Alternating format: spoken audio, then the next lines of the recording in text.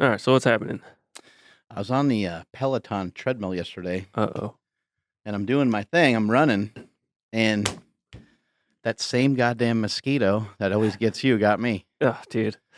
I It's just one guy, right? it's he's getting bigger, stronger, faster though. He's angry, and He's he's getting feeding mad. off of us. Yeah. Today's guest, really honored. We got Mark Sisson. We don't want to waste a lot of his time, but I'll give you a quick introduction. Mark Sisson wrote a book a while back and created some principles a while back, kind of surrounding the paleo diet, the paleo solution. Some of Rob Wolf's principles and things like that. But then he came up with a lot of his own ideas and own concepts that were really fantastic. And one of the things he created was the Primal Blueprint. And he's also the owner of Primal Kitchen, which was recently sold to Kraft, which that is a pretty damn big deal. And Mark Sisson's been a savage for a long time. He's been he's in his 60s and he's still ripped. He's still shredded.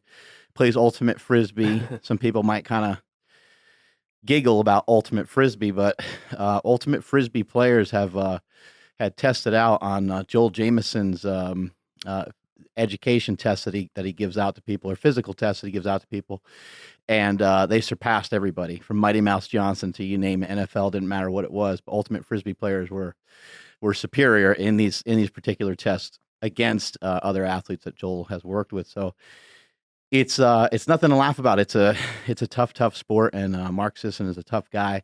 On top of that, he's had best-selling books, and he's published a lot of books, not just written a lot of books. So he knows a lot. He knows a lot about business, and I'm honored. Let's call him up and just dive right in.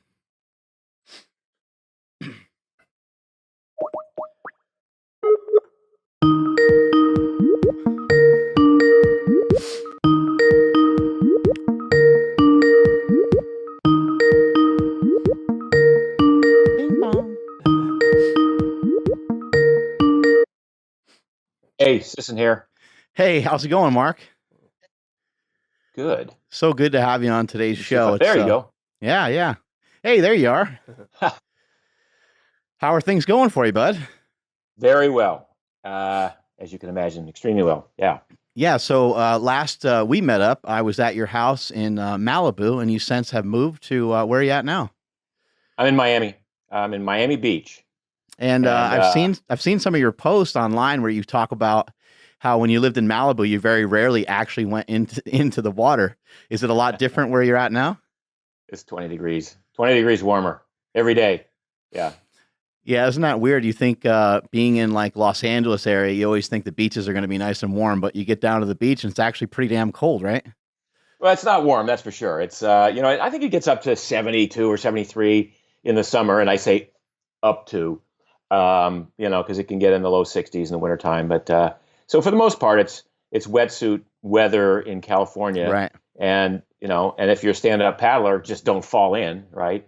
I mean, if you do, so what? It's yeah, right. I do cold plunges, on a regular basis, so I'm not afraid of cold water. But in terms of enjoying the lifestyle, the warm water is pretty damn nice, I have to say. You staying among out of other things. Are you staying out of trouble there in Miami?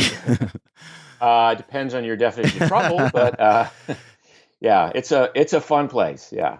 So you do. But we've been here. I've been 13 months now. My wife and I have been here 13 months, and just absolutely digging it. And I tell people it's not better or worse than Malibu or some other place. It's just different, but it's different in a way that I think is exciting at a time in my life when I could easily get into a rut and spend another 10 years, in Malibu. And then, of course, we look like geniuses for having moved because our house got damaged in the fires, and so we wouldn't be living there anyway now. Right. So it's going to be 6 or 8 months before we can re-inhabit our house. Actually, not even re-inhabit it, just get it ready to put on the market again. So I want to personally thank you because the points, I call this putting up points on the scoreboard. But what I think sometimes people don't realize and recognize is the points that you put up and the points that I put up on the scoreboard when they're kind of in the name of fitness and in the name of health it raises everything for everybody. So I commend you on that. You sold Primal Kitchen. My understanding is to Kraft, which is that is like, when I saw that, I celebrated. Like, I honestly celebrated, and I was extremely happy for you. And obviously, like, you're going to be jealous of when friends are kicking some butt. Like, that's natural. That's a normal thing to happen. But I was like, this is a huge breakthrough for all of us, because now there's going to be more convenient, more healthy foods when we go to the airport, when we go to restaurants, when we travel. We're going to just have more options. So why don't you tell me a little bit about how that came to be? Sure. So I'll take you back to the beginning. So I've been writing about health and fitness a long time now. This has been my passion and my purpose to change the way the world looks at being healthy and being fit. And over the years, as I was writing my blog, Mark's Daily Apple, and writing my books, Primal Blueprint and Primal Blueprint cookbooks, and Keto Reset Diet, and so on, I found myself writing more and more about food and about like real food, clean food. And I realized a bunch of years ago that when you clean up your act, when you get rid of the sugars, the added sugars, the sweetened beverages, the pies, the cakes, the candies, the cookies, the things that we, pretty much all know we should not be eating. When you get rid of the industrial seed oils, you get rid of the corn oil and canola and soybean and these highly processed, highly industrialized polyunsaturated fatty acids in the form of unhealthy fats, you come down to a fairly small list of foods that are real, right? Meat, fish, fowl, eggs, nuts, seeds, vegetables, a little bit of fruit. And that could be boring for a lot of people, but for the fact that there are an infinite number of ways to prepare these foods so that they taste different every time. And that means the sauces, the dressings, the toppings, the condiments, the methods of preparation, the herbs, the spices, the choices of oils that we cook in, and all these things can add variety and literally and figuratively spice up a dish that would otherwise maybe become boring over time. And what I realized just only as recently as 2014 was that there were no companies that were really making very high-end quality salad dressings and condiments and things that you could, put on food with what I would say reckless abandon and not feel guilty about having made a poor choice, right? So I set about to do a food company that would provide these sorts of sauces and dressings and toppings that would allow the average consumer who wants to eat healthy the option to shop the perimeter of the store and buy the grass-fed steak or buy the free-range chicken or the eggs, buy the organic produce, and then take that home and prepare it with a wonderful organic unsweetened barbecue sauce, or put literally a mayonnaise that's better for you than any other mayonnaise in the world and tastes pretty damn good too, if I do say so myself, on the burger, or make a salad and not be thinking about, oh my goodness, I have to use dressing sparingly because my whole life I've been told that the salad is the healthy part of this meal and the dressing is what makes it unhealthy. And so you have to spritz it on, or as Oprah used to say, dip your fork in the salad dressing over here and then go stab a piece of lettuce. So that was just ridiculous to me. So I decided to make, again, the sorts of products that you could use with reckless abandon and feel good about using. And they took off. And as you know, you've been instrumental. Thank you for your support over the years in telling your friends and your followers about that. It's been quite a ride, I have to say. We got into, we were on Thrive Market very early. We're the biggest vendor at Thrive. We got into Whole Foods very early. But then we started getting into conventional stores like Publix, again, much earlier than normal. And with this very sort of short trajectory of 3.5 years, we kind of saw that we were growing very rapidly and so quickly that there was a point at which we were going to need outside assistance, whether it was more money, whether it was distribution assistance, whether it was administrative assistance at the high end, at the C-suite. So all these things kind of came together, and we thought this is really the right time to look for a suitor, a company that we think could be a great partner in going forward and building this into the preeminent better for you brand in the entire health food space. And that was the impetus behind the Kraft Heinz deal. And I think the team that they have there is exceptional. They're all in. The mission is really about changing the way the world eats for the better, clearly, and in a positive way. We kept all of our employees. We kept our offices in Oxnard. And, so far it's been a really great experience. Is this New England Patriots Kraft, or is this a different No, Kraft? it's a different Kraft. Different Kraft, yeah. This So is Kraft Heinz. This is a brand that you've been, you've grown up with a lot of their, mac a and lot of their cheese and brands stuff. over the years. It's basically a collection of about 50 brands. So in a sense, I guess they'll be like battling some of their own creations, right? Some of the things they made years ago, and now they're bringing on, they're paying more attention to health and fitness, I guess, right? 100%. I mean, this was the reason that they were interested in acquiring us. They realized that we have been stealing market share with in all of these categories, whether it was in the condiment space, whether it was in the dressings space, now we're in the collagen powder space. Our market share has been creeping up, and a lot of these brands that have been around for a long time, their market share is declining, and so the handwriting is on the wall. And it's a good sign. It's really a sign that the consumer, the buyer of foods, is looking for a clean label. They're looking for better for you brands. Of course, we have two very important criteria. It has to have a clean label. It has to have ingredients that you can stand behind, and it also has to taste great. And a lot of times there are companies who can deliver on one of those, but not both. And that's what I think we've been really good at over the years, is creating great tasting, exceptional ingredient panels that people feel really good about buying and serving to their family. I think a huge question for everybody is like, they've been huge fans of yours. They bought your book. They buy the Primal Kitchen brand.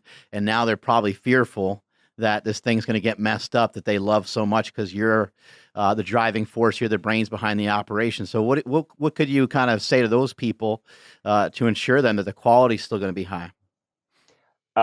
Just that, this is my legacy. I made sure that I have a 2-year hands-on participation in every new product. So all the existing products stay the same, made by the same co-packers that we've used all along, using the same ingredients that we purchased all along. And then any new products coming into the pipeline have to be approved by me before my name and likeness go on the label. And part of the deal was that my name and likeness are going to be on the label in perpetuity. So I have a vested interest in this remaining true to its authentic origins and to the lifestyle that I've espoused for so long. So it was a very important, the most important and critical piece of this puzzle was to make sure that happened. But I have to say, there was never a doubt from the management and leadership at Kraft Heinz. They said, look, the reason we're buying you is what you're doing. We want to follow your lead. We don't want to interfere. We don't want to ruin the brand that we've bought. That would be so stupid in terms of a business decision to buy a brand that, truthfully, it's a tiny brand in the overall landscape of food. So to think that you buy a tiny brand for the brand awareness and then you somehow dilute it or ruin it by using crappy ingredients, it's just not going to happen. I can guarantee you that. What made you brave enough to jump into the food space? Like, what a terrifying thing to jump into. Were you just too stupid to recognize how difficult it might be? Winner. No more calls. We have a winner. Mark Bell just won. Yeah, I mean, it's like I didn't know what I was doing. And, if I'd listened to people who 6 months after we started, who said, "Oh, what a mistake that was," and make sure you don't launch with just one product. Well, we did. Don't get into too many aisles at one time. Well, we did. And every time we did this, we were defying convention and the conventional wisdom. But in retrospect, it was very successful. And I think if I'd listened to some of these early advisors, we wouldn't have gotten to where we got very quickly. I think in today's world, it's really easy to get real competitive with everybody. But the number one way to blow away the competition is to not try to be like them. And in that way, if Google is to think that they're a technology brand, then they're really missing out, because then they're involved with everybody else instead of them kind of being in the search engine world, and they can kind of focus in and hone in on what they're good at. And so it seems like you kind of followed a similar footprint of like, we're just going to make our own footprint. We're going to do it our way. Yeah. Again, it was hubris and mixed in with ignorance, and and I think also just more than anything, my own frustration with the fact that I couldn't go to a store and buy a product off the shelf that fit my own personal criteria, or that fit the criteria that I was writing about on my blog and in my books.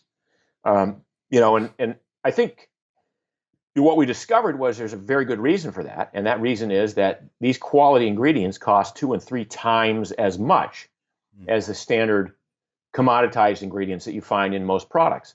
So when we launched a mayonnaise in February 2015, a 12-ounce jar of mayonnaise that sold for $9.95 at retail, we didn't know who was going to buy it. We didn't. The story I tell is I went to my co-packer and I said, "What's the smallest amount of mayonnaise that we can make in this first run?"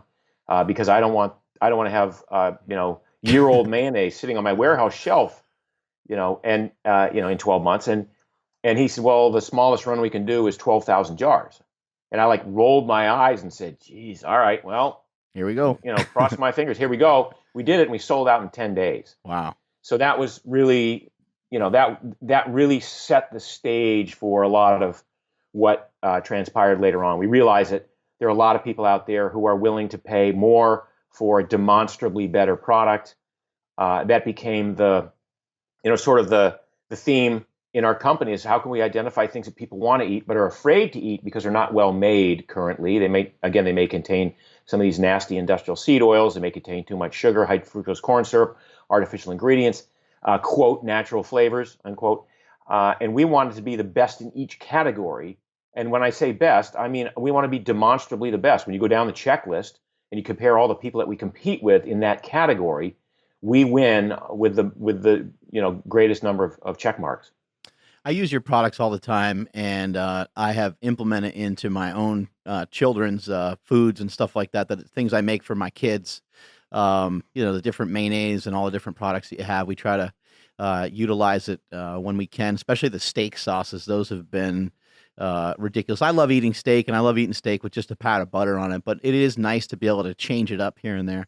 But how do we get into kids' lunch boxes? Because there's just, I'm sure you have ideas and stuff too, and maybe you can't talk about all of them, but I was just looking at my daughter's bars that she has in her lunchbox the other day, and there's these Z bars. They're by Cliff Bar, and that's a huge company. They've done a great job over the years, but it has 21 grams of carbohydrates in it. I want to say maybe 12 grams of sugar, and I'm just thinking in my head this stuff just adds up. It adds up quick. The kids are going to have it at school.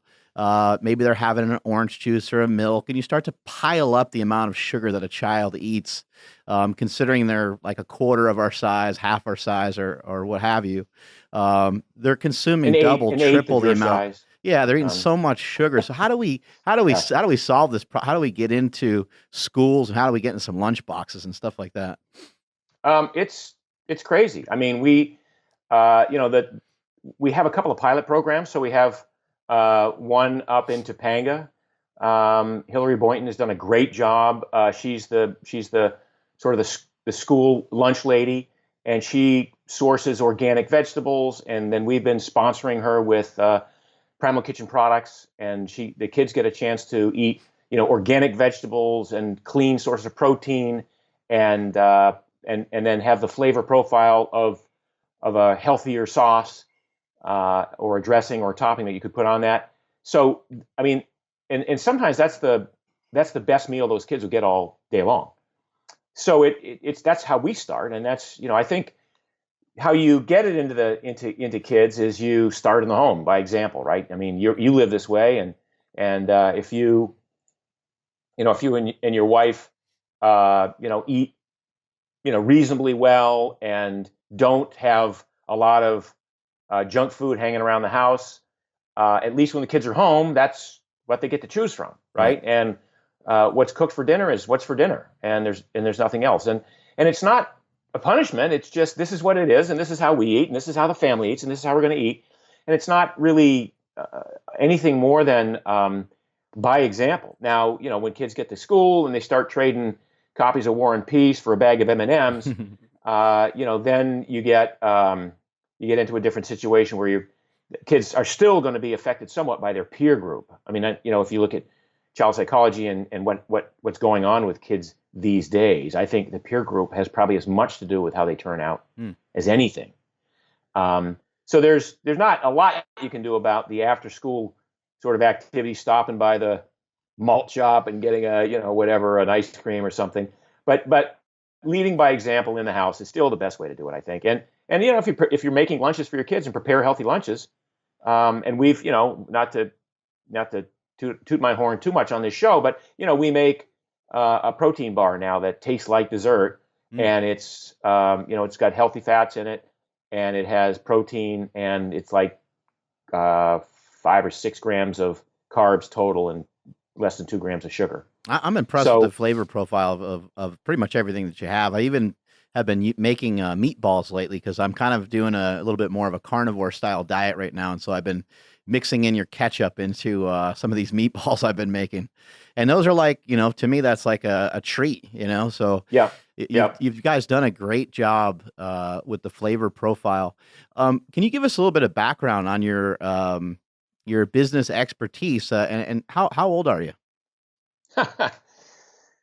So I'm 65, and I've been an entrepreneur since I was 12.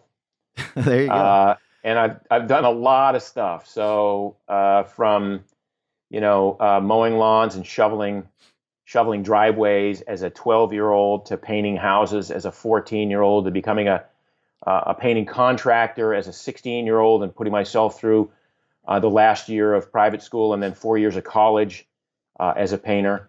And then I did that a bunch of years later to support my running habit when I was a national class marathon competitor.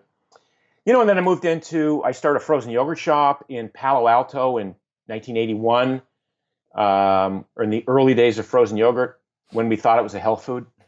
And from there, I went into a restaurant and lost a lot of money in the restaurant business. I've been a personal trainer. I was one of the first guys making over $100 an hour in the 80s, training people. Was a great lifestyle, but it's not scalable. Ran the U.S. Triathlon Federation for 3 years in Colorado Springs as part of the Olympic Committee. I was executive director of that, and then at the same time was head of the anti-doping movement for the International Federation. By then, I had a wife and one child, and so I took a job with a friend who started a vitamin company.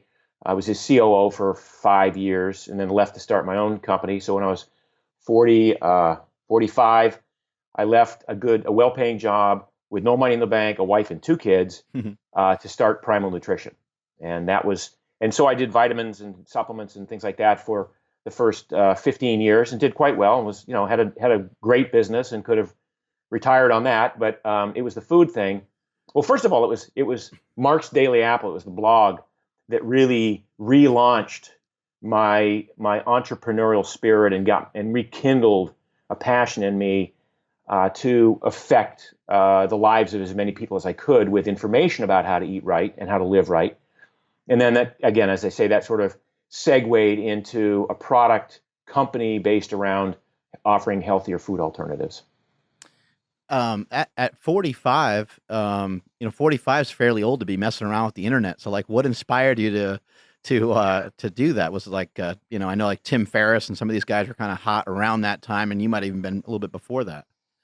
Yeah. So when I left this job at the age of 45, the internet hadn't been invented. Al Gore had not invented the internet yet. So, I did television, and I did TV direct sales of my supplements. So I grew my company on the strength of my television appearances on these little cobbled together cable networks where I would sponsor a show and then go on and talk about health and fitness and diet and exercise and medicine and whatever I felt compelled to talk about without crossing the line. And then, sort of as an aside, oh, by the way, I had these great supplements. You should probably try them. And the company grew quite nicely on the strength of that television model. But that model ceased to work in 2004 for whatever reason. I think it was because there was the advent of Dish and Direct and 300 cable channels, and no one interested in direct response television anymore for the most part. I mean, Home Shopping Network and QVC still work, but you don't see infomercials that much anymore.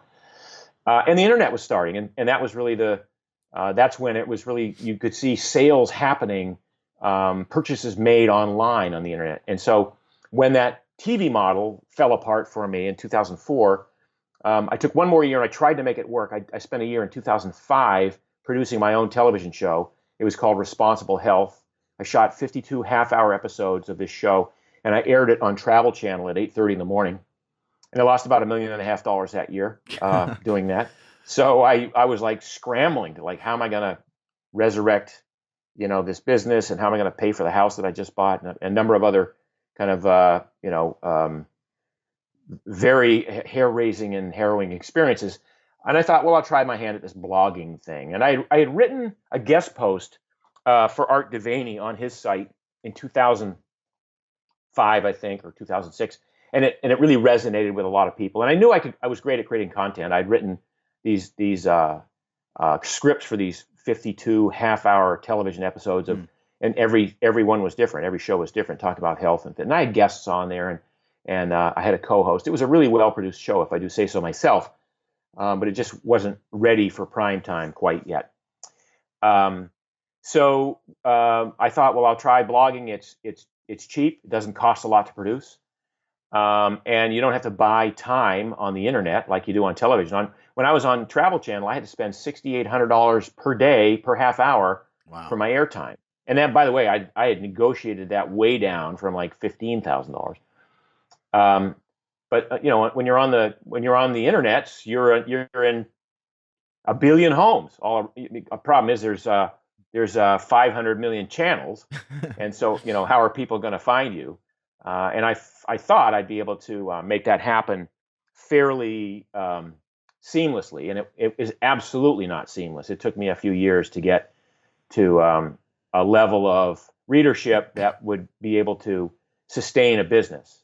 And so I suffered and struggled through a couple of years there where times were lean and money was tight, and I didn't know whether my business was going to survive. But when I brought out the Primal Blueprint in late 2009, and it really took off. It would have been a New York Times bestseller, but for the fact that I self-published it, and the New York Times does not care about self-publishers. Yes, right. So it was that was again another kind of epiphany that I had. That there were a lot of people who were interested in this ancestral way of living and this ancestral health model, and paleo was just taking off. And at the time, it was just literally Art Defying, Rob Wolf, myself, even guys like Richard Nicolai.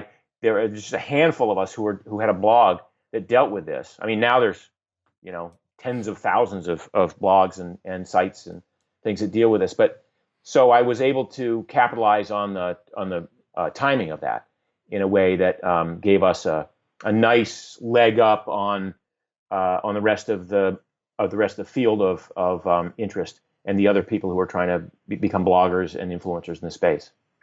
I got involved in this whole keto thing in like the mid 90s. My brother Chris got on a ketogenic style diet for a powerlifting meet, and then I kind of followed suit, getting ready for powerlifting meet to make weight.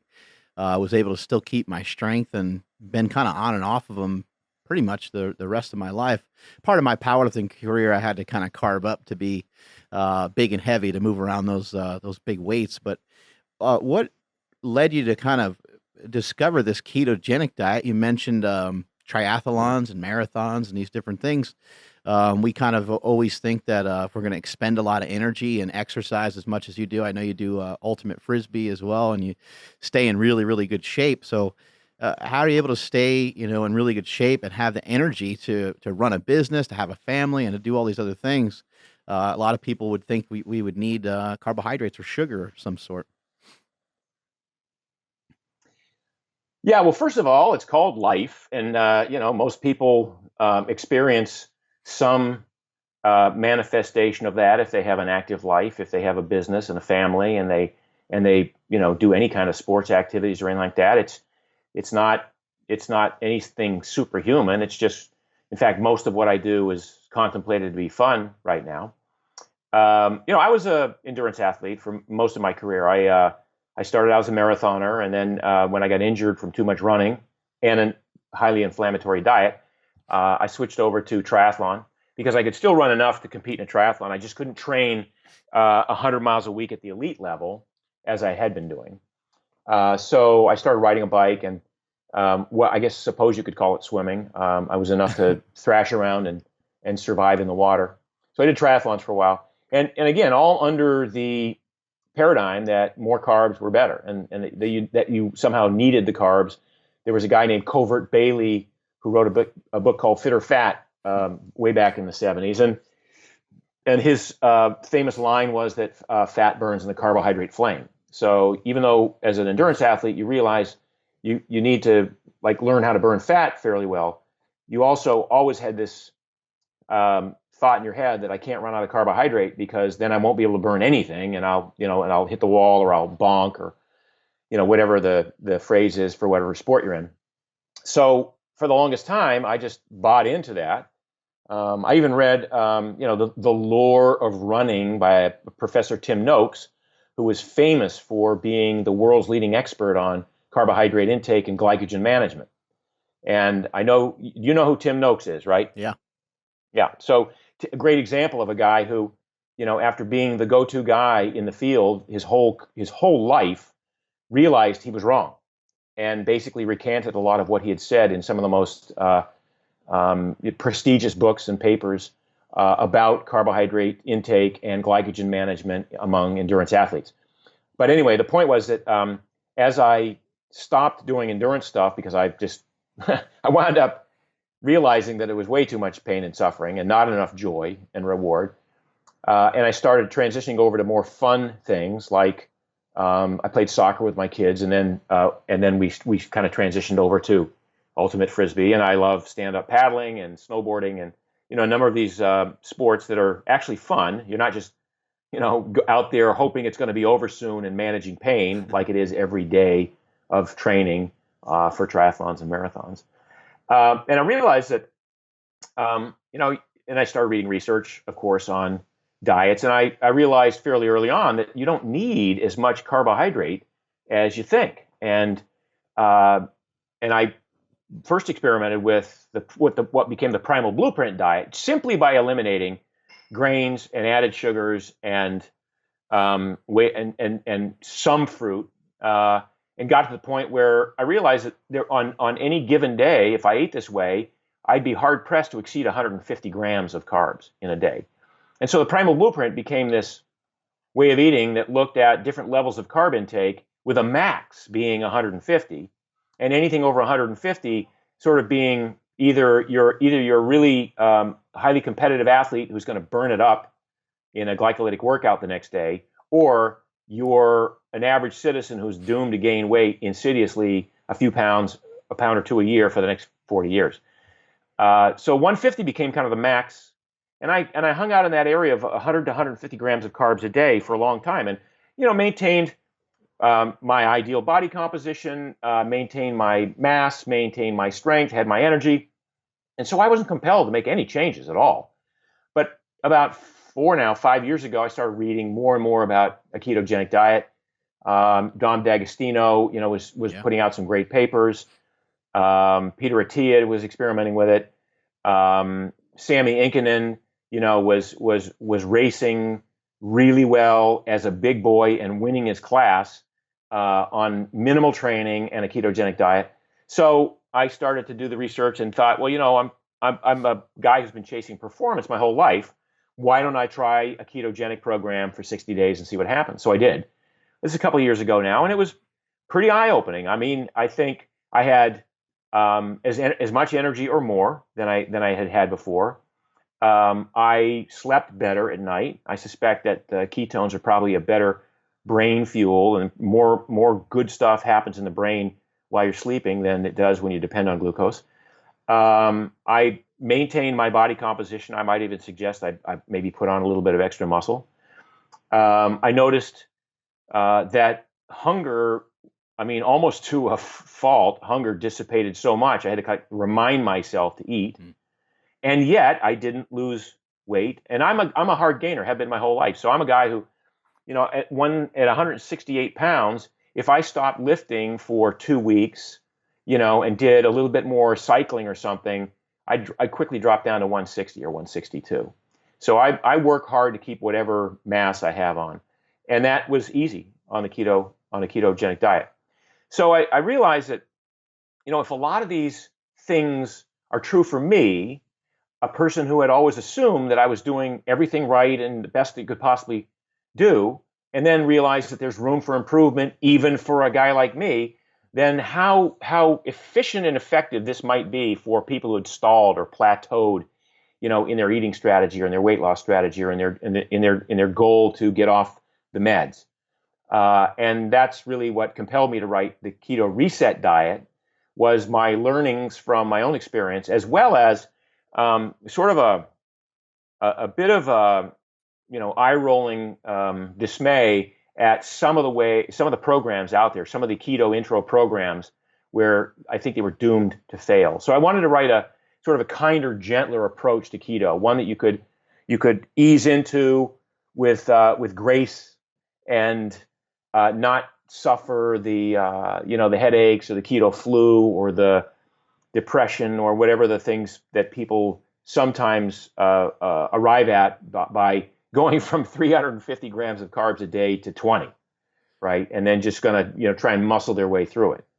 It's also the reason that for the longest period of time, that's why so much of Atkins was kind of spot on in his theories, but the execution was faulty, and that's why a lot of people bailed on Atkins for that reason. They just couldn't handle the transition. Other people bailed because the choices of foods were still pretty, even if it had fat, it was okay. And so a lot of the foods had these industrial seed oils, had corn oil, canola oil, soybean oil, and I think those are even more insidious in the human health than sugar is. So, yeah, with the Keto Reset, when you wrote that book, I was really amazed by it because I've been tinkering with the ketogenic diet for a really long time. And me and a friend of mine, Jesse Burdick, who's a fellow powerlifter, he and I got in a lot of conversations as I was losing weight and I was trying to maintain strength. We started to kind of add carbs back in. We were just kind of trying to figure things out. So we were kind of mixing cheat days and we were trying to figure stuff out. And we're like, okay, well, cheat day, like for us big guys, is like way overkill. We're gonna really overdo it. We're gonna be ordering pizza and going, full blast on it. So that's not a great option. And then we just said, I wonder what would happen if we just allowed a little bit of carbohydrates. How about some fruit, maybe a little bit of something post-workout?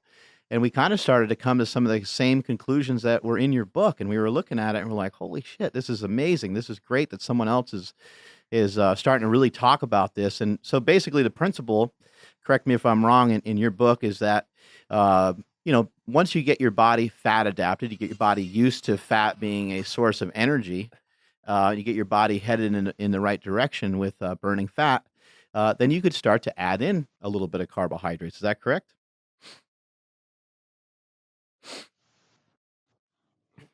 Oh, there he is. Did you miss I out? lost there for a second, yeah. Oh, yeah. It was just basically saying once you get fat adapted, then you can kind of add some carbohydrates back in. Is that right? Yeah, look, the goal in my life isn't to be in ketosis. The goal is to feel good. Right. The goal is to have energy, to have an ideal body composition, to sleep well, to enjoy life, to enjoy food, and so how I achieve that is by arriving at a point which we call metabolic flexibility. So you develop metabolic flexibility, which allows you the ability to derive energy from any substrate that's in the body. So you can derive energy from the fat on your plate, if it's bacon or eggs or a burger, from the fat on your thighs or your belly or your butt. You could derive energy from the carbohydrate on your plate, the potatoes, the starchy carbs or whatever, or the fruit. You can derive energy from the glucose in your bloodstream or the glycogen in your muscles. You can derive energy from the ketones that your liver makes when you're burning fat, and you can derive energy if you need to, as a last resort, from amino acids. So metabolic flexibility is something that everybody is born with and then quickly loses because of the direction that their diet takes. And it's, if you have to blame anyone, blame your parents, but they fed you mashed peas, mashed potatoes, cookies, Zwieback, crackers, anything that your little toothless mouth could gum or take down. And then that became, bread and pasta and cereal, breakfast cereal, and lots of fruit and orange juice for breakfast, and waffles and pancakes and sandwiches for lunch, and maybe some chips. And the next thing you know, you're a carb dependent organism who is going every couple of hours with a high blood sugar or a relatively high influx of glucose in the bloodstream. And if your body works reasonably well, insulin then is called to action to sequester it and put it into muscle cells. And if there's no room left in the muscle cells, to put it into the fat cells. So this perfect metabolic machine at the age of 1.5 years old becomes a carb dependent, two-cylinder engine that burns a lot of oil and generates a lot of smoke and putt-putts down the road over time. Now that's fine. It's not fine, but it's acceptable in a world where there's food around every corner. But I want to develop metabolic flexibility. So I don't want to be dependent on food. I want to have access to energy when there is no food. I don't want to have my life run by my appetite, hunger, and cravings every couple of hours. I don't want to have to reschedule a meal a meeting because it's going to go through to 1 o'clock. And damn, if I don't have lunch, I'm going to rip someone's head off. I don't want to look at my travel schedule and find out that there's a cross-country flight that doesn't serve food. There's no way I can go 4 hours without eating. How do people do that? Right? So all of this stuff becomes ironic and comedic when you realize that the body is a very, very tightly run machine. And if you train it the right way, if you build a metabolic machinery to burn fat, to utilize ketones, to offset the need to take in glucose, you can go, first of all, you realize that everybody eats way too damn much food. That 3 meals a day is absolutely unnecessary and in some context ridiculous. Our ancestors didn't eat 3 meals a day. We could go back to the history of 3 meals a day and 3 square meals a day, and people working in the fields because all there was carbohydrate, because you couldn't give them expensive cuts of meat. Meat was expensive, so you had to feed them grains and bread and all this other stuff. So you had to feed them 3 times a day because they would exhibit the same tendencies that we have in modern society on a standard American diet, which is this wild, swings in blood sugar. When you become fat adapted and keto adapted, all that stuff changes, and you now become, a metabolically efficient and metabolically flexible organism that can, if you like, I wake up, I don't have breakfast, right? I have a cup of coffee, but I don't have breakfast. Some days I don't. Some days I don't eat until dinner, but if I have another meal during the day, it might be 1:30 in the afternoon. So I might eat at 1:30 and I might eat again at 7 or 7:30. Some days I only eat one meal, and some days I don't eat, and I'm fine with that. And the irony is you get so good at this metabolic flexibility that it doesn't, you don't think about food the same way. It's like, oh shit, I should eat. It's probably, I've got a little bit of hunger, but it's not affecting my performance, and it's not taking my mind off what I'm doing. I just, I would like to enjoy the crunch, the crunchy, salty, fatty, sweet of food. But you're not compelled to have to eat all the time. I mean, that's one of the most freeing benefits of a keto program. Now, having said that, there are days when I eat 175 grams of carbs. So people say, well, Mark, that's not keto. You're not keto. Well, I'm not in ketosis, but I'm keto. And the reason I'm keto is I feel the same on a day that I have 175 grams of carbs as I do on a day when I have 20 grams of carbs. I feel the same on those days as when I have 2 meals. And I feel the same on those days as when I have no meals or 3 meals or 1 meal. So it's this metabolic flexibility. And guys like Art Devaney would say, that's in fact how you should eat. A little bit some days, none some days, twice some days, a lot once in a while, and you should eat kind of fractically or stochastically, and that's what the body is really set up to do. The worst, not the worst thing, but one of the things that kind of puts us into a rut is this exact adherence to 3 square meals a day. And then the metabolism kind of gets, it narrows itself down, and its abilities become very limited to just the processing of carbohydrates, the storing of glucose as either glycogen or fat, and then the release of those carbohydrates later on, because you haven't really developed the skill of burning fat efficiently. Yeah, I've heard recently, like, some of these, when you look into how we used to eat versus how we eat now, um, the average American, I think I read a stat at one point, the average American eats like 12 or 13 times a day that calories calories pass through their mouth. I mean, it's insane. Yeah. But I was reading the other day that focaccia bread was actually created in Italy with the idea of these men were loading and unloading docks for 12 or 14 hours per day. These men and young boys were doing this all day and all night. And so they would give them bread, and then they kind of found out, the bread's not enough. So then they dipped it in olive oil and tried to put some seasoning on it so they eat a little bit more. And that's what they ran off of. It's not meant for you to have, first thing in the morning when you're cruising through Starbucks with an egg on it and sausage on it and everything else that's on it. So it's amazing how we kind of got to this point of this just overeating. I wrote a book not too long ago called The War on Carbs, and it's similar to some of the stuff that you've written about. It's a ketogenic style book. Do you feel that America kind of needs to have that strong of a stance where they have a war on carbohydrates? Because that is, we have a tendency to overeat these packaged foods and these convenient carbohydrates that are just kind of everywhere. Well, first of all, I love the title of War on Carbs, because it's like there's no arguing what that means, right? And so you've established what you are. Now we're just haggling over price, I guess. But Right.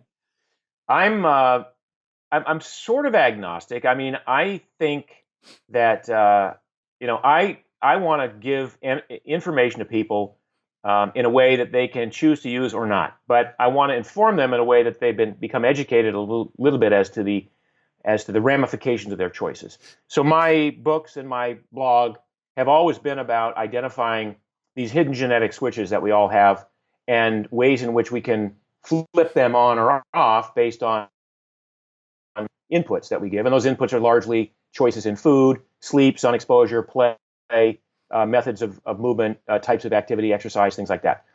So I don't really, I'm not a person who would say everybody needs to do this, or the government needs to take action on this, or the government needs to, to tax sugar. I'm very much a libertarian in that way. And I say, look, everyone gets to make their own choices, but you have to stand by the consequences of your choices. So, you and I could talk a little bit about, well, what that looks like downstream if we have, single payer insurance, and everybody's, tax bill and everything goes up because so many people choose to just ignore anything about health and just cram down the sugar and, get type 2 diabetes and, heart disease and whatever. I would hope that people would enjoy life and want to enjoy life enough that they would take all of the information now that's been accumulated in the world in the last decade and employ it in a way that is, I think, still allows for hedonism and enjoyment and comfort. And as you identified early on in the show, I think it's not that expensive. You can. It wasn't you. It was an email I got just before the show, Mark, when a friend of mine said he had visited. He's been keto. He's a keto recent keto convert, and he's doing a lot of cycling. And he went from 187 pounds down to 158 pounds, I think. And he's like lean and lithe and supple and strong. And he and his buddy did 3 days of keto in training, and their food bill was basically for an omelet that they shared at breakfast one day, and the rest of it was sort of nut butters and MCT oil and buttered coffee and stuff like that. Yeah. I've heard you kind of talk about protein being almost like it should maybe even be considered like a free calorie. I guess maybe a little bit the way that some people view fiber. Why is it that you say that about protein? Well, I wrote a post way back in 2007, I think, called "The Context of Calories," and it basically just looked at this notion that we assign a heat value to every macronutrient. So the number of calories that are given off when you combust a gram of fat are 9, and when you combust a gram of protein, it's 4, and when you combust a gram of carbohydrate, it's 4. But that doesn't necessarily tell a story or paint a picture, a complete picture. Protein, for the most part, is a structural nutrient, and we don't want to burn it for fuel. So you don't even want to necessarily consider that protein has 4 grams or 4 calories per gram. So maybe the first 25 grams of protein that you eat in a day goes toward the repair and maintenance of cells, of tissue, of enzymes, of plasma, of other parts of your body that require turnover of amino acids, and you don't want to combust them. You don't want to burn them for energy. Maybe after you get to 100 grams a day, pretty much everything that you take in is going to be burned as fuel. And it may be sent to the liver to be converted into glucose. There's actually a pathway that some amino acids burn directly as well. So there are a lot of considerations there. It may be that when you have 200 grams of protein, the body goes into it raises the temperature to try and deal with the excess amount of food that it has just taken in.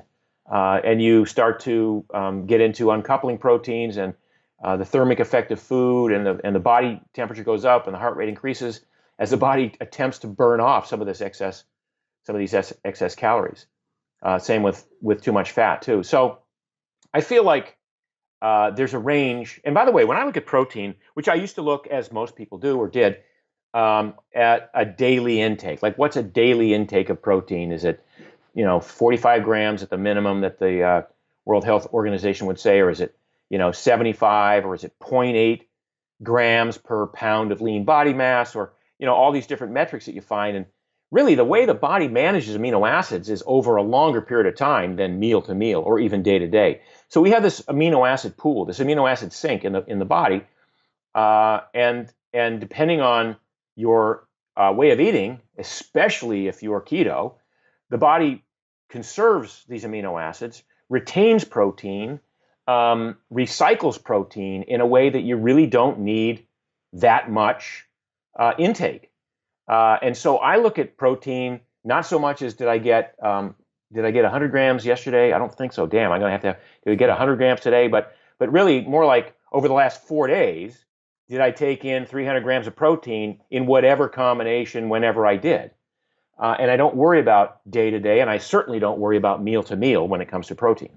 Does that make sense? It makes a lot of sense, and I've said on this podcast many times, your calories don't automatically reset because the sun comes up the next day. It's a ridiculous notion. I kind of hate the idea of counting calories. However, I don't want to distract somebody from if they're following a plan and they are keeping count and it's helping them, then look, do whatever you can that helps. But I agree with a lot of your statements, and the calories in, calories out thing is it complicates matters in my opinion a lot of times, because we're all interpreting these calories in many different ways. The way that you ingest a regular cheeseburger is going to be a lot different than the way that maybe my body handles it.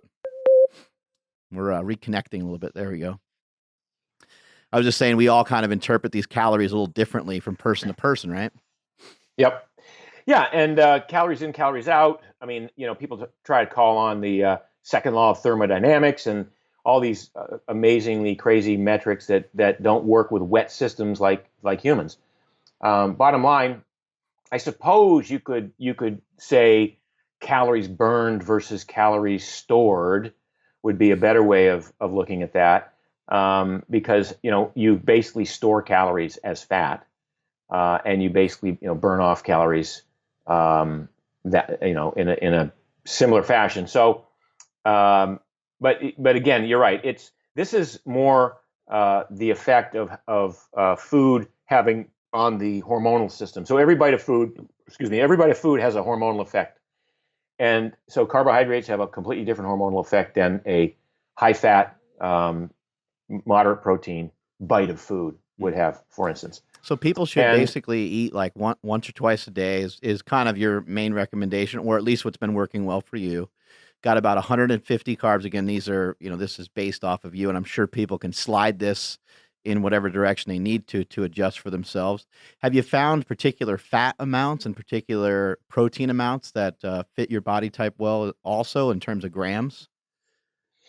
I mean, if you really want to build a macro schedule that way, you could work backwards from protein and just say, okay, what based on my body type, my size, my metabolic history, have I damaged myself, my activity level, what would be an average number of grams of protein to take in a day to maintain good health? And you'd come up with a minimum number there, and a minimum might be, again, you might say 60, you might say, if you're a woman, you might say 50, if you're a weightlifting guy, you might say, 105, but I think nobody should say 200, for instance. I think that's kind of ridiculous, unless you're on the juice, and you can probably take it up, but otherwise you can't process that much. So, and by the way, just to divert to that, the old bodybuilding magazines, which were selling the mass gainers, and Dave Draper and Larry and all those guys that were had those big blenders full of 3,600 calories. Yeah, of course you can process that much if your testosterone levels are through the roof, and you're like you bench in the morning and drink some of this stuff and shoot up and then set a PR again in the afternoon, right? So, but people are different. So I'd say that you come at a fairly narrow range of protein requirements, even across a broad range of individuals. So let's just say it's 45 to 125 grams of protein a day. Well, even at 125 grams of protein a day, that's only 500 calories, right? And then you say, well, what's my carbohydrate intake going to be, depending on the goals I have? If I want to be keto, then clearly they're going to have to be under 60 or 50 grams of carbs, which is only 240 grams or calories worth of carbs in that context. Or you could say I'm going to be, basic primal maintenance phase, and that would be 100 to 150 grams a day. But again, it's only 150 grams of carbs is only 600 calories. So now between the 500 there and the 600 there, we're only at 1,100 calories. The rest is fat, and then we say use fat to make up the difference. But because you don't need an excessive amount of protein, like people say, more than 125 grams a day is probably not beneficial for 95% of people. You don't need a lot of carbs, because if you're eating whole food, you're going to be hard pressed to exceed 150 grams of carbs a day, especially if you consider net carbs, because most of those carbs that are in real food are locked in a tight fibrous matrix, and they'd be what we call slow burning carbs. So then when you get to the fat, and you just make sure you limit yourself to healthy fats, and you say, well, I'm going to have 100 grams of fat in a day, which is a lot, but at 9 calories per gram of fat, that's 900. We're at basically 2,000 calories for most people, right? And you go, well, geez, that doesn't sound like a lot for a growing adolescent boy, or it doesn't sound a lot for a Mark Bell. But the truth is, we have a huge amount of energy stored on us. We have glycogen in the muscles. We have with ketones that we make that'll fuel the brain, and we have a crap load of fat. I'm 168 pounds, and I'm 12, maybe 11% body fat. That's what the machinery tells me. Most people guess 8, 9, just so you know, Mark. But that's still enough to walk 400 miles pretty easily without any sort of cost to me, and without any diminution of my size or my energy levels or anything like that. So we're always carrying a lot of energy with us. And I think over time, like I say, if you eat fractally a little bit at sometimes, even a lot at other times, that it evens itself out, and you maintain this pool of energy that we call stored body fat. You maintain the ability to convert ketones at any point in time. The body can make, I forget what the number is, I think it's like 150 grams of ketones in a day. Well, that's like 750, 800 calories worth of ketones. That's a lot of energy if most of it is going to fuel the brain. That's almost enough to fuel the brain. It is enough to fuel the brain pretty much entirely for the day. Now, it's not going to work if you're a sugar burner or you're depending on glucose. But if you built the metabolic machinery to burn ketones and use ketones, and the brain prefers ketones and knows how to burn them, then it's almost like a closed system, right? You have stored body fat that you hang on, we got going here. Mhm. Sorry. You have all this stored energy in your body, and you can use it as a ongoing source of fuel instead of lugging around these 5-gallon canisters of gasoline with you everywhere you go. We have this amazing ability to take excess calories, convert it to energy, and store it in the most convenient location on our body, which is our hips and our thighs and our belly, right around the center of gravity as we're walking along. So with this closed system, once you take the fat out of storage, you combust the fat. You send some of it to the liver to become ketones, which replaces your need for glucose. You can actually make glucose from the glycerol that's in the triglycerides.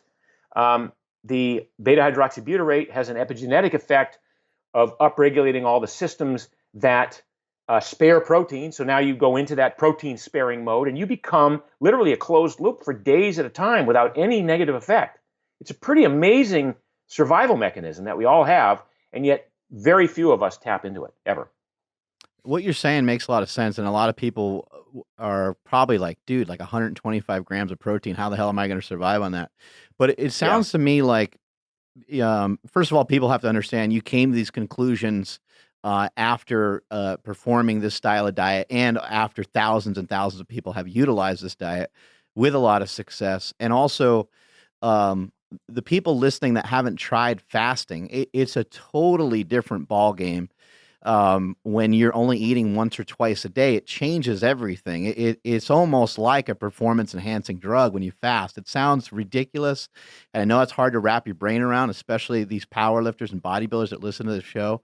They're like flipping out right now because they think I turned my back on them. But fasting really is like a superhuman thing when you get involved with it a little bit more, and you wouldn't really know unless you tried it. But what I like what you're saying, and we haven't had many people that have talked about this, but what you're saying sounds like health and performance are completely interlinked with the message that you're giving me now, which for the most part, when we talk about competition, we talk about performing and being a beast and being a savage and being able to lift heavy weights and flip tires and do crazy things. Usually the health part of it kind of gets kicked to the side, which in my opinion is a mistake, because we need to sleep, we need to still nourish ourselves, but we're probably just overdoing it with the nourishment. We're probably overdoing the calories. So what are some of your thoughts on this, on health and performance interlinking like that? Well, I mean, I have to say that at the elite level, there's a point at which if you really want to be the best in the world, you're going to have to sacrifice your health. I haven't seen many instances where those two graph lines continue to ascend into infinity, right? So at some point, now, shy of being the best in the world, it's 100% available to most people to improve their fitness and their health at the same time. And aesthetics as well? Absolutely, yeah, and aesthetics. So, but a lot of times, I'll give you another example. A lot of times, aesthetics has to go out the window if you're going to be a world-class performer, right? I mean, Vasily Alexiev was one ugly guy, right? And he was a big fat guy with a spaghetti strap, wife beater outfit on, right? You remember? And he has the world record for world records. You know that? Yeah, He has yeah. 95 He's got world records or something like that. Yeah, he's got some 'Cause outrageous amount. Every time he'd set a new record, he'd go, put another quarter pound on. I want a new world record. Right? He got paid very well for it, yeah. At $50,000 every time by the Russian government or by the Soviet Union in those days. So anyway, but he sacrificed his health to be the best in the world at what he did. And I don't think that there was a world in which he could have been the strongest guy in the world and cut a svelte figure and lived a long life, right? So, but again, if you drop, and the same goes for, like, I did a piece years ago when I took a look at the guy who was leading the Tour de France on that particular day. It was like 2 weeks into the Tour de France, and this was arguably the fittest guy in the world in terms of cardiovascular strength that day. He was leading the Tour de France by a long margin. It wasn't Lance Armstrong; it was before Lance. But when he took his jersey off, you saw this emaciated, skinny, scrawny, like, holy crap, that guy he's on his deathbed. He's not going to make it through the night. And yet, in pursuit of performance, he had trashed his health to become the best in the world at what he did. So I've had a particular place in my mind and heart for that over the years because I was the anti-doping commissioner for the sport of triathlon for 15 years. And I know why people take performance-enhancing substances when they train. And yes, it's to get better at what they do, but most of the ones that are the most effective enhance your recovery. That's how they work. They improve your recovery. So I found it very ironic that you would take these best of class athletes around the world, beat them to death, beat them up on training regimens that were inhuman, hoping to find one or two that would be gold medal candidates, but then finding 10,000 or 20,000 or 100,000 who almost made it, but got sick or beat up or tired or fell by the wayside, and then you denied them access to the medicines that you would give anybody else who was beat up, sick, tired, whatever. So there was a bit of a hypocrisy there in the pursuit of excellence and the pursuit of human performance and so on and so forth. I don't want to get too far down that rat hole, but that was always an interesting subject to me. So having established that elite level athletics is probably antithetical to health, you drop yourself back a notch and you look at people who are, age group champions, or people who are, have found that balance between family and workout, and they're able to compete at a reasonably good level, and win a medal here or there. But they're also improving their health. They're also at their ideal body composition, so they look good naked.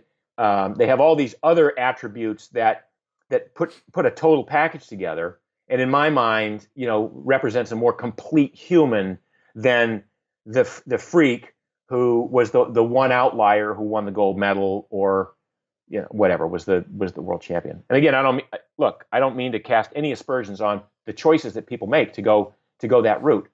But you asked, are health and fitness, is it possible to do them in parallel? And I think to a point it is. I first wrote about this in 1982. I did a graph where health and fitness went up together. From your perspective, went up together like this, and then as fitness improved, health dropped off a little bit, and it was sort of a theoretical graph, but I think it's held up over time. So I want to find that one inflection point on the graph just before the drop off in health takes place, and be as fit as I can, and as healthy as I can, and as energetic as I can, and enjoy life as much as I can. But because the other part of this is that at the elite level of athletics, there's a loss of joy for a lot of people. I mean, if you look at the worldwide, especially in the Soviet days with the gymnastics program, but even in the U.S. in the gymnastics program, or in the swimming program, where kids are taking their parents are driving them at 5 and 6 years old, getting them up before school and taking them to the pool, and 2-hour swim workout before school, and then 2-hour workout after school, and then get your studies done. And there's very little joy in these lives for people who are, destined maybe to become some of the best in the world at what they do. So I think, the bottom line is life is about balance and finding that nice sweet spot where you're performing well. As Rob always says, as Rob Wolf always says, how do you look, feel, and perform? That's it. For you personally, have you at points in your life trashed your own health at the expense of business or at the expense of anything else that was going on in your life? Have you kind of gone too far towards performance and gotten sick? You mentioned running, and then you ran so much you got hurt. Have you kind of, and even from a mental health perspective, have you gone after business too hard a couple times and just stressed yourself the hell out and said, hey man, you know what, I need to find a different pathway here? Yeah. So the lessons I learned through sports, which is, I think you'll find a lot of high level athletes will say, I learned a lot about life through sports. And in some regards, sports is a metaphor for the rest of your life. How you do sports is how you do the rest of your life. So I overtrained because I just thought more was better. I ate highly inflammatory foods because I didn't know any better. I was eating 700 to 1,000 grams of carbs a day in my running heyday. And I was a skinny shit. I mean, I weighed 30 pounds less than I weigh now. Same body fat, right? So I just couldn't keep any muscle on, and I was burning it up. I was catabolic all the time. That's the nature of the long distance runner. And I got osteoarthritis in my feet, tendonitis in my hips. I had irritable bowel syndrome from all the grains. I had upper respiratory tract infections 6 times a year because I trashed my immune system. I had lingering sinus infections. I was a fucking wreck. I mean, I was really a wreck in terms of wanting to do the right thing, in terms of like, I have the mindset. I can force myself to run a 20-mile run today and then get up and do another one tomorrow even faster, and another one the next day even faster. And I had that mindset. Well, that's a dangerous thing for some people. And so I ultimately ran myself literally into the ground so badly that I could never run again. I trashed my joints in a way that it was not possible to continue to run at that level, probably ever again. And so when it came time now, years later, in business, and now when I talked about leaving a well-paying job and starting my company with no money in the bank and a wife and 2 children, I'll tell you that I worked hard, but I went to every freaking soccer practice. I went to every soccer game. I spent weekends with my kids. They're now 25 and 28, and they will say that that's the favorite part of their lives was like they'll remember boogie boarding when they were 6 and 9 with me in the waves at Zuma Beach, right? Or they'll remember the time we took a trip to a soccer tournament and had to spend the night in Orange County. I mean, these are the times that your kids will remember about you as a parent. So, and I knew that. So there was, because, so when I was growing up, I was a veteran of 200 endurance contests, a mile, 2 mile, 5K, 10K, marathon, triathlon. My parents came to 2 of my events out of 200 events that I competed in. By the time my kids were like 11, I'd been to 200 of their events, had only missed 2 of them. And by the way, felt like crap because I'd missed the 2 of them. But anyway, so I sort of had this thing in my mind, like I'm not gonna let that part of my life get away from me. There's the whole reason I've got this business and I'm trying to make money and is to create a better life for my family, right? And and my kids. And I don't want to just like put my head down and ignore them for 20 years, and then when they're too old, say, "Oh, now we have this wonderful life and this wealth, and now I can spend it." And they're like, "Get away, Dad! It's too little, too late." So that was the lesson I learned about overdoing business from the sports analogy. When it comes to running, and when it comes to, I think you're more of an advocate of a little bit more of HIIT training. I think in one of your books you talk about doing like sprints on a bike and some different things like that. Is running, like a lot of people will turn into like a cardio bunny. Like they'll want to like run, they want to hit the elliptical, they don't want to eat. And this is not just women, by the way. There's a lot of men that do this, that they start a New Year's resolution and they're heavier than they want to be, and they're like, screw it, I'm just not going to eat, and I'm going to go running, or I'm going to train like I used to train when I played football or whatever. Is that a productive way to lose fat, or are there some better methods that people could use? Well, I think, cardio is the worst way to lose fat. It's absolutely the worst way. Why do you say that? Well, unless you're an elite, a real runner, and you've learned how to burn fat, and the reason you're a real runner is also because you are naturally genetically gifted to become a runner. Not everybody's genetically designed to be, a gazelle. And so what happens is, if you're not good at that and you start running, typically you're not good at burning fat, and because of your diet and the carbs in your diet, you get into this rut, this cycle where you go out and you run 45 minutes on the treadmill or on the track, and then you come home and you're hungry because you burn through all your carbohydrates. You didn't even burn through that much fat. You burn through all the carbs. And so the brain goes, well, we don't know how to burn fat and we're dependent on carbs, so we better start eating more carbs so we can get out there and do it again tomorrow. And so you get on this treadmill, literally, of eating carbs, and then going to the gym the next day and burning them off, and then eating carbs at night and burning them off the next day. And it's such a rut. And I see people 4 or 5 years into a program at the gym, and they still have the same 25 pounds to lose, except now that now the weight is jiggly. Now it's jiggling all over the place. So the way to do it is with high intensity training. It's with a little bit of cardio, but not making cardio the focus of your program.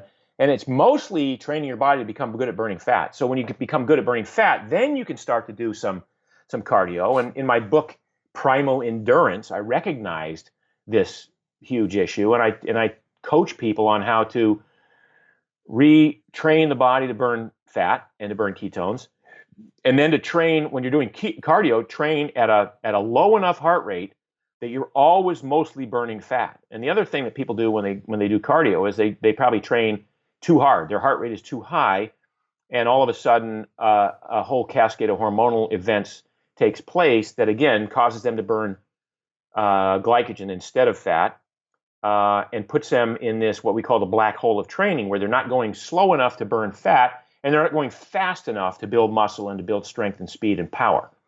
So in Primal Endurance, we say do the slow stuff slower and longer, and do the hard stuff shorter and harder, and shorter and faster. And that way you put together a well-trained sort of middle ground that gives you the aerobic capacity, the fat burning capacity, the power, the maximum sustained power, and the top end speed. And the heart rate, we're looking at what, 135, 145 for the slower. So the heart rate intensity. we use, which is pretty, it's pretty reliable, is 180 minus your age, is the maximum heart rate at which you should do cardio if you want to just burn mostly fat. Now, people will say, well, geez, Mark, I mean, I tried that. I mean, I'm used to running 7-minute miles, Mark, but then I did your program, and when I do it, and I'm doing 180 minus, my age, say I'm 40 years old, so my max heart rate is 140, I can only do like 12-minute miles. I'm almost walking. What is up with that? And my answer is, well, it's proof that you're really good at burning sugar, because you can run 7-minute miles when you want to at a high heart rate, but you suck at burning fat. So what happens is over time, this same person who's training at a max rate of 140, now he's running 12-minute miles, but 3 weeks later, he's running 11-minute miles at the same heart rate at 140. So you let the 140 dictate the speed at which you go, right? And then 3 weeks later, he's running 9.5-minute miles at the heart rate of 140. And before you know it, he's running 7.5-minute miles at the heart rate of 140. Now, when he tries to go faster in his old heart rate of 160, now, or 165 or 170, now he's running 6-minute miles because he's better at burning fat and his efficiency has improved so that he's able to stave off the depletion of glycogen. And now he's getting 90% of his energy from his stored body fat and 10% from glycogen, versus his old way of running, which was to get 65% of his calories, his energy from glycogen, and only 35% from fat. And that worked as long as he could drink Gatorade the whole race or take gel packs the whole race. But at some point, your stomach blows up because of those gels. You can't empty the stomach, and you get bloated and you pull over the side of the road and you quit. This kind of stuff is really fascinating too, because if you're in if you're doing something for 12 minutes versus doing something for 7 minutes, it's a longer duration, and it has its benefits. When somebody's doing the HIIT style of training, when someone's doing the high intensity intervals, what is your recommendations for that? They go in like 10 seconds real hard, 15 seconds real hard. How's that look? There's no right or wrong way to do this. That's the beauty, I think, of programs like CrossFit. And I have my issues with CrossFit in general, but I think the idea that you mix it up and you have 10-second intervals, you have sometimes 30-second intervals with a 1-minute rest, sometimes 1-minute intervals with a 2-minute rest. You have Tabatas, where you're doing 20 seconds on, 10 seconds off for 4 minutes. You've got track work where you can run 200s, which is one of my favorite workouts to do. Ooh. And then walk, jog to do that. What's that? I said, oh man, like that's brutal. Yeah. Sprinting 200s So I haven't run a mile in almost 20 years. Now I've run, I go to the track and I'll do 6 200s all out, and boy, do I feel like an Olympic sprinter the whole time I'm doing that. Or I'll play ultimate, for 2 hours, and I'll do 6-second sprints, 6 seconds here, 8 seconds there, rest, 6 seconds back, 10 seconds down the end of the field, 4 seconds to go cover someone. It's an amazing interval workout. It's a high intensity workout with just rest periods interspersed, and you're changing direction all the time.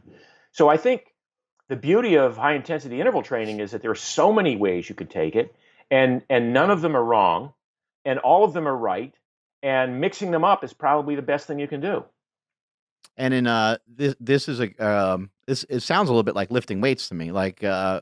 we either lift light and kind of lift slow and controlled and have some good tempo, and we're trying to get some time under tension, or we got high intensity, which is just refers to the amount of weight we got on the bar, and we're just trying to go like hell.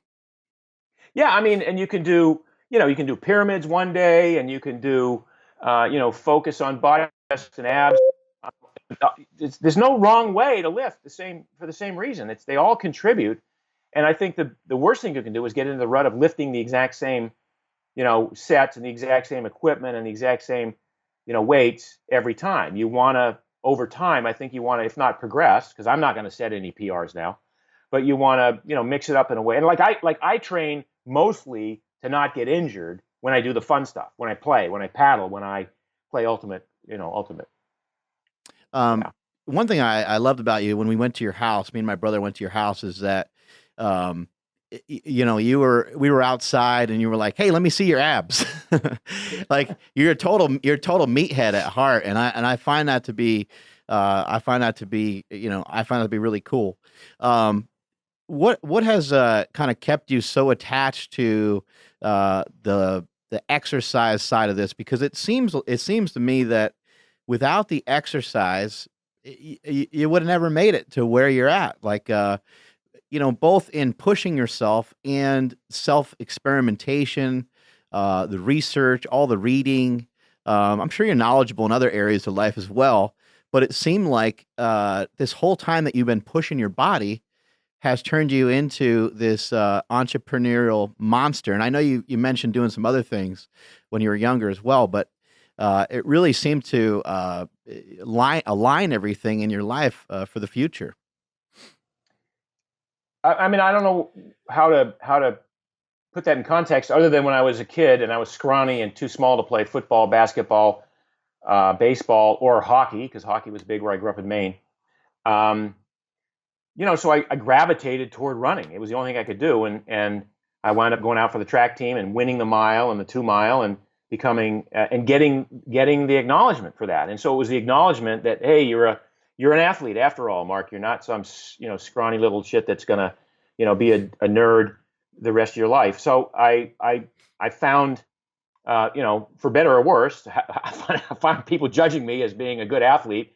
Found comfort in that, and I might not advocate for that as a life coach now, but it worked for me. And for the longest time, then it became then it just became self-ingrained, and now it was a contest with myself. And then with all the research I did, I realized that athletics and sports and training was always going to be a part of my life. And I've never gone more than a week without training, and I'm sure that was probably because of an injury or an illness or an operation or something. So I've always trained hard, and the fact that I think training is such a part of my life that I'll stop working. I'll stop doing work to go get my workout in.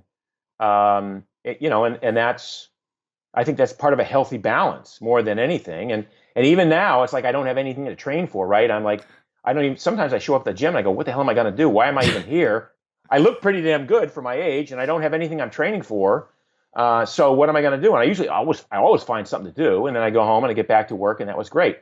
But I think for me, the gym, when I go to a gym, it's like my Cheers, right? It's where everybody knows your name. It's it's my social hour, and I get to catch up with people, and I get to, say hi and interact. Because I work out of my house. I'm in a freaking dark room in Miami here. This is my office because it's just the only room in the house that I could commandeer for an office. And so it's a little, I'm a little pent up over time, and I need the release of exercise. And so that's always been a critical part of my life. And, why do I do it now? Probably vanity more than anything else. I just, I told somebody 15 years ago, I want to show people what 70 is supposed to look like. So maybe that's my goal. I don't know, but It's coming too fast. Make it stop. I like some of the thinking, because while it is cool to be able to push around some big weights and to perform some cool stuff when you're young, how cool is it to say that you're still able to do these things, even if it looks differently as we age? I've always wanted to be able to still be squatting, still be deadlifting, still be bench pressing. I don't really care that much about what the weight is. I still want to be doing it when I'm 42. I still want to be doing it when I'm 45 and 55 and 65 and 75 and so on. Until the day they got to put me in the ground. What's something that keeps you so driven? Was there something were you just kind of born this way? You always wanted to kind of get after it, or was there something in particular that because you got your hands in a lot of things. It's pretty amazing. Too many, yeah. It's sometimes too many. I've always been driven, and I've always been again. I think the entrepreneur mindset, I think it happens early in people, and I think you develop it, and I think maybe there's part of it that's genetic. I remember when I was 7, 8, 9 years old, my dad, who was a very good golfer, used to take me on the golf course, and when I was 8 or 9, I was able to carry his bag, so I caddied for my dad. And one of my favorite things to do, not his favorite thing, but my favorite thing, was when he shanked one into the woods, I would spend 10 minutes looking for golf balls, and it was like, it was like an Easter egg hunt or something. And I would find these golf balls. I'm like, oh my God, these are up here. And there's nobody who saw fit to come up this far into the bushes and look for these amazing, brand new golf balls. Like, usually off the first tee, somebody just took out a Titleist, and that was that. And that, I don't know, something about that, these early experiences in one's life, something about that made me want to look for golf balls the rest of my life in a metaphorical sense, right? And so I became an entrepreneur. I made Christmas wreaths around Christmas time in Maine, and used to make $200 as an 11-year-old, 12-year-old, selling Christmas wreaths. I stayed home from school one day, it snowed. I made $80 shoveling snow, again, in 8th grade. I always had the motivation, the appreciation for money, the motivation to make it, combined with two other things that I think. One of those is security. So I didn't grow up with a lot of money, and my parents got divorced when I was in my teens, and she had no money, and my dad was a painter, and there were years when, as later on as a painting contractor, I made more money in a year than he did. And so financial security was a big thing for me. But the other thing was, as a scrawny kid, I got bullied. Again, it was a fishing village in Maine. I got beat up on the way home from school, very much like you'd see when Ralphie in A Christmas Story, yeah, right. And that didn't sit well with me. I suspect that's why I became an Iron Man. But ultimately, there was a chip on my shoulder. Like, I want to show what I can do. So it's, for better or for worse. And again, a life coach might tell me those are all the wrong reasons for doing what you do. But I want to provide for my family. I want to provide security for my family. I want to provide a nice life for myself. I want to enjoy life as much as I can. I want to play a role in changing the way the world eats. And I'd like to think that that I've done that with my writing on Mark's Daily Apple and my books and now the food. So I have enough motivation in my life that gets me out of bed every morning and makes me want to hit the ground running, for sure. Not running a mile, though, just running. I have a co-host on the show here, our podcast engineer. I think Andrew's going to have a couple questions, but I'm sure it's a little easier to get out of bed when you sell, when a company's acquired for $200 million. Yeah. It makes things nice.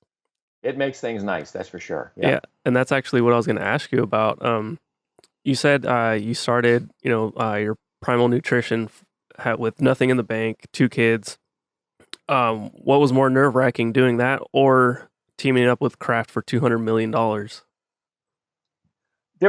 don't know what the thing is about this teaming up with Kraft. There was nothing nerve-wracking about teaming up with Kraft.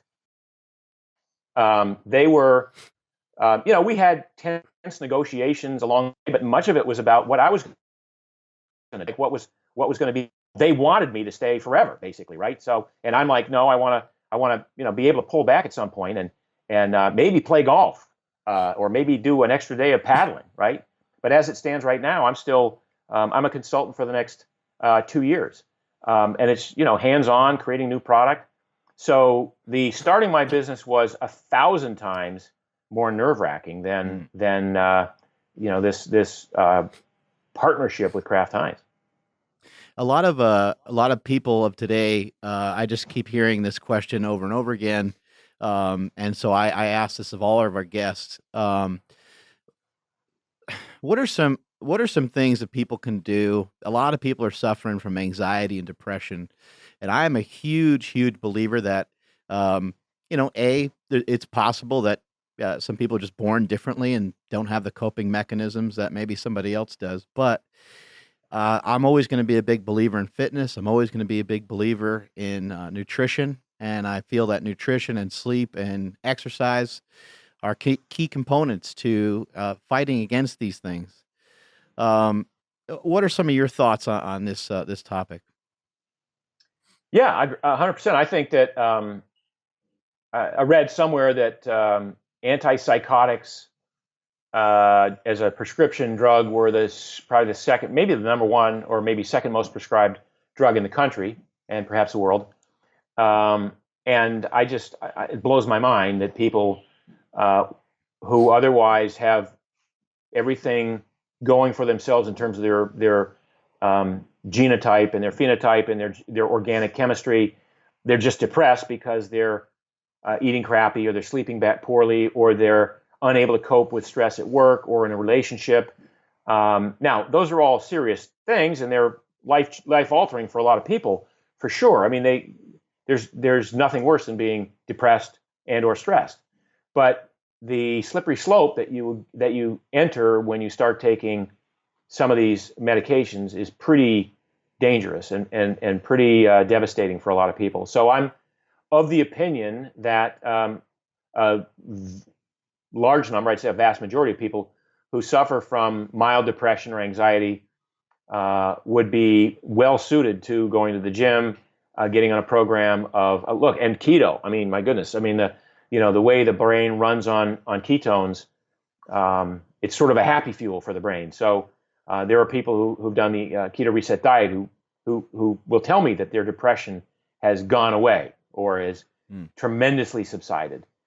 And in concert with sleeping properly. I mean, sleep is the most overlooked facet of good health by most Americans.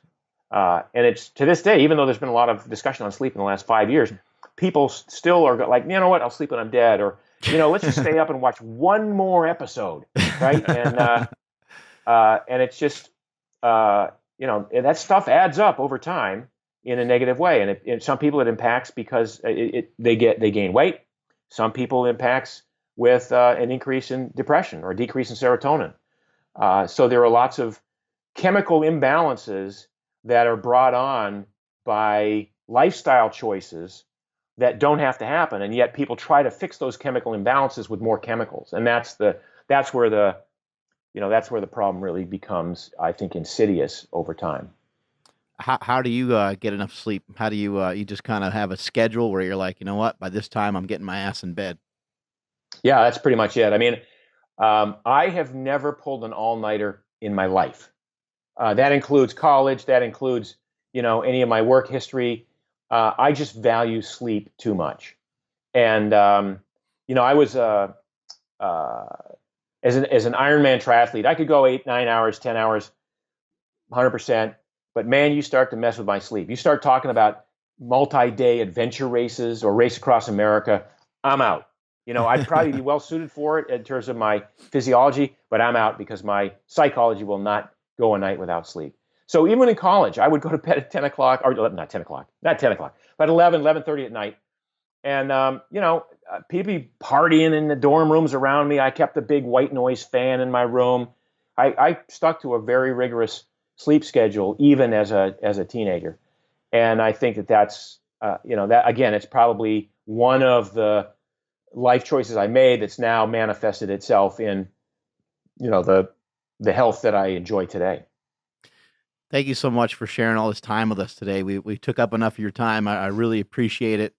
Is there anything in particular that's on the horizon, or anything that you want to share with people? Like, where are you going to be next that people can come and listen to you talk or something like that? I'm at the Metabolic Health Summit in Long Beach, January 31st, February 1st and 2nd.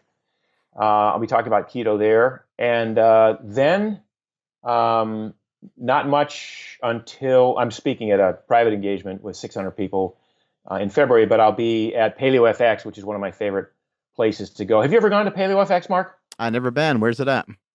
It's in Austin, and this year it's the end of April. It's really it's an awesome event. It's paleo, primal, low carb, ketogenic people, some of the best in the world, and so I'll be speaking at that. Yeah, and then we have now, because I'm working less at the C-suite level of Primal Kitchen Foods, spending a little bit more time with Primal Health Coach Institute, which is a company I started a bunch of years ago. So we train people to become primal health coaches. We certify people, and it's an online experience. So I'm spending a lot more time with that. You can just Google Primal Health Coach Institute and find out about that. But I think we've put 3,000 people through the program right now, and that's how I'm leveraging my technology and expertise that I've accumulated over the last 30 years with other people. Primal Health Coaches. What does that? So are they versed in nutrition as well as training and things like that? Absolutely. So it's the full Primal Blueprint suite of lifestyle choices. So lots of nutrition, deep dive into nutrition, lots of movement. Whether it's a cardio, HIIT, weightlifting, whatever suits your fancy. We have a way of incorporating that into your lifestyle. We talk about sleep and sun exposure and play, and it's a sort of a life coaching philosophy. So when people become a certified primal health coach, they can coach other people to achieve the results that they're looking for. That's really interesting, because that's what people really need to make the improvements that are necessary.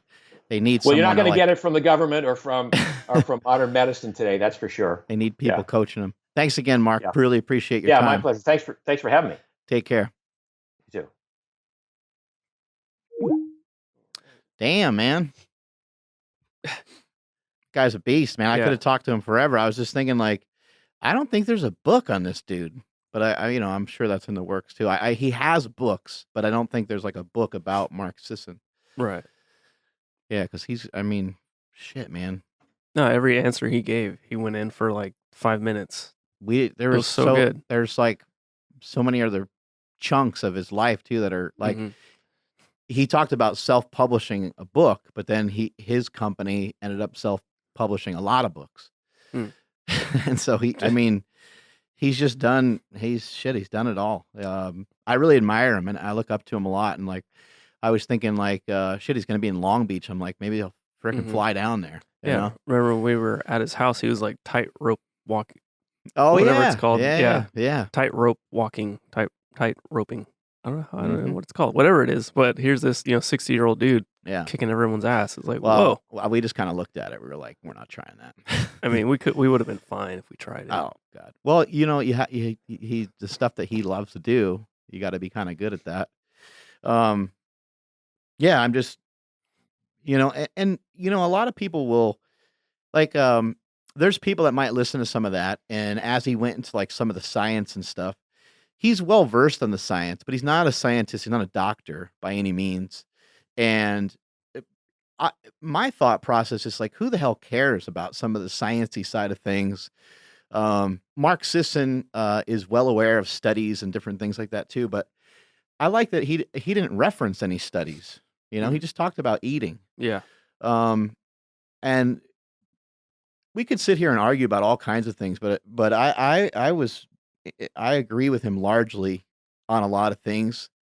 I do think that the thing that he says about protein, about it kind of being free, I find that to be really fascinating, because I do think that he has a really good point, and other people have said this on the show too. Lane Norton was one of them. He's like, protein shouldn't even really count for 4 calories, and somebody should probably work on figuring that out. Maybe it should only be like 3 calories. Maybe it should be different than than carbohydrates. Sorry. But it is kind of an interesting thing that if you kind of look at protein, it's just like your maintenance. of like holding on to X amount of muscle. And probably all of us get like a free shot at about 50 or 100 grams of protein a day, depending on the size of the person, I guess. But it is kind of an interesting thing. And then we didn't really get into it too much with him because I didn't want to hammer too much of just pure diet stuff. But you heard his stance against oil, these seed oil, vegetable oils. These are things that all your foods are cooked in all the time at just about every restaurant. And if you want to make it a habit to not have them cook stuff in that, you can ask. At most restaurants, they'll be open to trying something a little different. You can ask if they can cook it in something like olive oil, which can handle a little bit higher temperature. You can also ask that it's not cooked in any oil, and then you can just get butter on it. I mean, these are things that I try to do at most restaurants because, quite frankly, nowadays when I don't do that, I pay the price, man. Like my stomach hurts, and I'm like, fuck, man. Like what? I shouldn't have eaten that. And it does taste good. And I do sometimes just want to be like, just screw it. I'll just get it whatever way they serve it. But especially when it comes to like breakfast food, there's no way I'm going to be able to handle that. Yeah. I'll be on the toilet. Oh, yeah. I'm just excited the fact that, him and Kraft are teaming up because I'm just hoping it makes the Primal Kitchen stuff available more to the masses.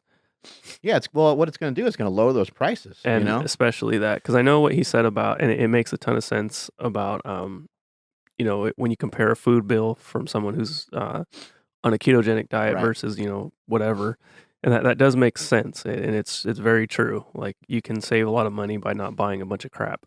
And then also in addition to that, just eating less because you should be like your healthy lifestyle.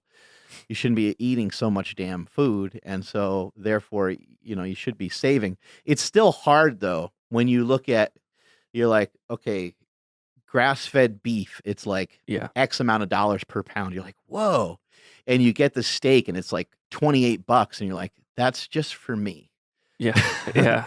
And you're like, that's expensive. But then it's kind of hard to say, okay, well, I'm buying, rice and potatoes, and like they're just super inexpensive.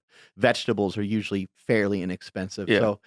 So, and by the way, he's a proponent of vegetables. He talks a lot about eating what he calls a big ass salad every day. So, you could still kind of fill yourself with vegetables and proteins and stuff, but he does have a good point that you're going to overall be eating a little bit less food. Yeah. And then, like what I was getting at was something like this is, you might be able to see the Primal Kitchen, mayonnaise next to the, run of the mill brand, and their prices will be a lot more similar as opposed to right now when they're kind of, a little I jacked take a up. pee break, but maybe you can tell them about the ST Classic. Sure. Oh yeah, you can hop right up there. So we're still recording right now. Are you really? Yeah, but we're not live, so it's not that big of a deal.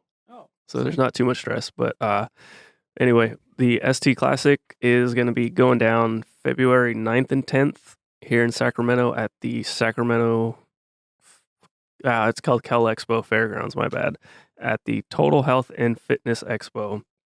Mark's going to be hopping up on the platform. Even though I got sick, I'm still going to do my best to get up there and, I don't know, pull some decent numbers, press something fancy. Yeah, we'll see what happens. I know our the jacked cameraman, Ryan Soper, is going to be competing in it as well. We're going to have a bunch of awesome guests. We're going to have Jay Cutler. He's going to be speaking on Sunday, I believe. There's still rumors about the Baileys coming through. Our boy Luke Hawks is going to be here. Of course, the meatheads, Sean Baker and Chris Borbell. Charity Witt, is she still coming? Yep. Dang. Charity Witt, that's not the one that just won the Titan show or whatever, right? It is? Okay. So that's another thing you guys have to look forward to. Last year was a blast. We had, the whole expo was kind of centered around, the whole lifting meet. So it'll probably be the main attraction again this year. And like I was just telling the people, you're going to be hopping up on the platform as well. Oh my God. I know.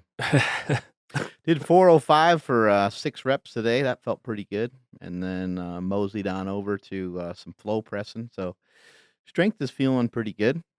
Actually, I was 415 because I threw on a fiver just because I got weird like rules. So I know I know what 405. I know what 405. I know how many reps I'm supposed to do with 405 to bench 500. So I didn't want to like not make that. So it's easier to just not know. And so Interesting. I'm not gonna try. I won't try 500 pounds. That'll be something that happens on game day. Yeah. I might not even bench more than like maybe 450. I might bench 455 or so in here just to take it for a spin and just kind of see what that feels like. And Maybe timing wise, when do you think you'll be doing that? I don't know. I don't know. I guess we're getting pretty close, right? It's Yeah. it's How many coming. weeks out are we? Yeah, my training is weird because I'm not really.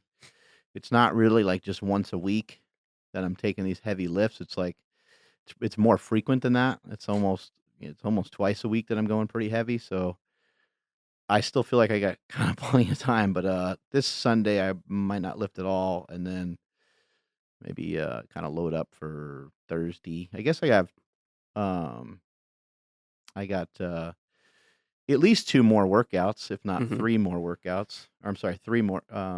It's about 3 weeks. Yeah. Yeah. Yeah, I can sneak in. It's February 9th, right? So I can sneak in. I guess I do have to lift this Sunday. So there you go. I'm kind of forced to, yeah, because then it gives me an extra day. Well, that's good. That worked out good. Yeah, hopefully I feel way better by Sunday. You've been hanging upside down, it sounds like. Yeah. I told you that's how I sleep. It's not working. No. All the schnot is in there. Yeah. You got it pretty bad. I don't know. When I get sick like a Can't breathe. 90-year-old. Like, just, that was a good run, wasn't it? It's all over now. Damn. You get sick pretty often or not too bad? I would say this past year was the least amount of sickness I've ever experienced. But prior to, yeah, I get sick all the time. Yeah. Cleaning up the diet and then just kind of, I don't know, not assuming that I was going to get sick. When I was fat, I got sick all the time. But I also I was training like a fucking lunatic, and I still travel quite a bit. But there's something different about traveling to meets. It's just gross. Yeah. I know all the people that I don't know, everyone's all sweating and it's a nightmare. I think a lot of people get sick from competing, and then all the nerves of it too. I forgot about that side of it. I mean, you're fucked up for a week beforehand, and then you're all weird and twisted afterwards too, because you're like don't know what to do with yourself, and you want to kind of just get hit by a bus. Yeah, I mean, I was on Tuesday morning. I came in here and I felt totally fine. I was feeling good, and then I started deadlifting, and I went for 305, and it didn't move. And I tried it again, and it kind of started to go, and that was it. But then I don't know, within an hour after doing that, I sort of like my throat's feeling a little scratchy. Like no, nothing's wrong. Just don't even think about it. Here's a new rule: like when you go to do a deadlift and it doesn't move, just like roll it off the platform, and just be like, "This is like." Just make that look like that was the movement that you were trying to do. That makes sense. Like just shrug it off as if you weren't trying to actually pick it up. No. I was just trying to roll it, and just like roll it at somebody as hard as you can. Well, whoever's filming. Yeah. Well, there was nobody in the gym, so it was just me by myself. Yeah.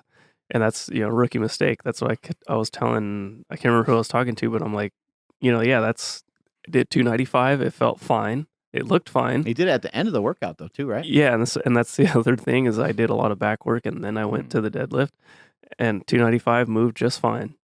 And I should have went for 300, or I should have just left it alone. But I was like, no, I want to go for a PR. Let's go to 305. And it didn't.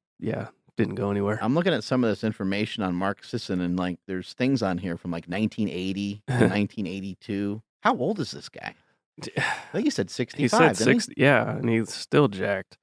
Not fair. It's crazy. Yeah. And another guy that's implementing fasting, and he looks great. I also like the fact that he didn't even talk about fasting.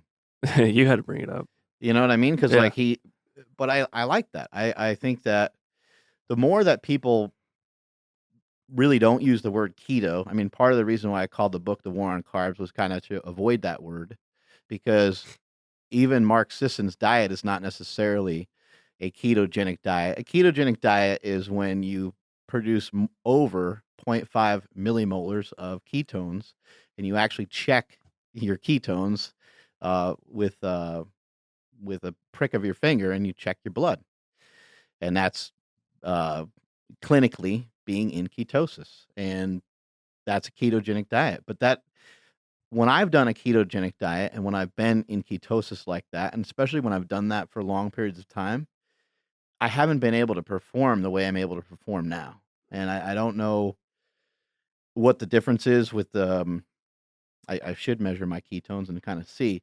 But I think that my point is that he was talking about metabolic flexibility, the ability to to be able to burn anything. And I kind of feel that that's probably where I'm at. Last night I ate probably I don't even know. It might have been like the equivalent of like 3 potatoes, like 3 whole potatoes. Wow.